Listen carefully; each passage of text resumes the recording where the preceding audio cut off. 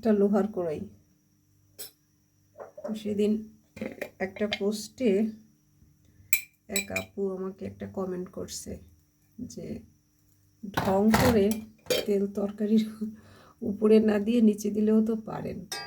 ভাইরে, এটা আমি ঢং করে করি না। এটা হচ্ছে যে আজকে তেলটা কিন্তু কড়াইয়ের মধ্যেই দিয়ে দিলাম, কারণ এটা কোকোনাট কুকিং অয়েল। এটা হিটে অনেক বেশি নষ্ট হবে না, অনেক বেশি কি নষ্ট হবে না, বিষাক্ততা তৈরি করবে না, কিন্তু এটা গলা পর্যন্ত অপেক্ষা করতে হবে। কিন্তু সরিষার তেল সে কিন্তু হিটে, সরাসরি হিটে তার গুণাগুণ হারায় তাই না, সে বিষাক্ত হয়ে যায়। তাই আমি রান্নায় সরিষার তেল দিই তরকারির উপরে, আর কোকোনাট কুকিং অয়েল বা ঘি দিই কড়াইতে। যেহেতু আজ ফোড়ন দেব, তাই কোকোনাট কুকিং অয়েল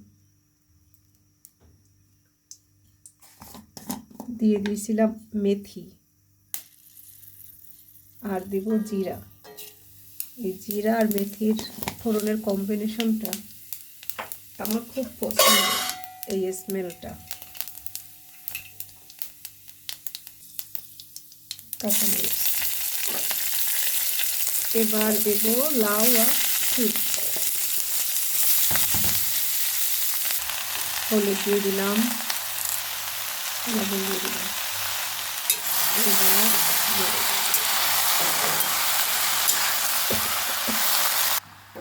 তরকারিটার মধ্যে সিউইড দিয়ে দিব। আজকে আগেই দিয়ে দিলাম, এটা গরম জলে ভিজিয়ে রেখেছিলাম। এবং এই যে পাতার মতো সিউইড হচ্ছে সামুদ্রিক এক ধরনের শৈবাল।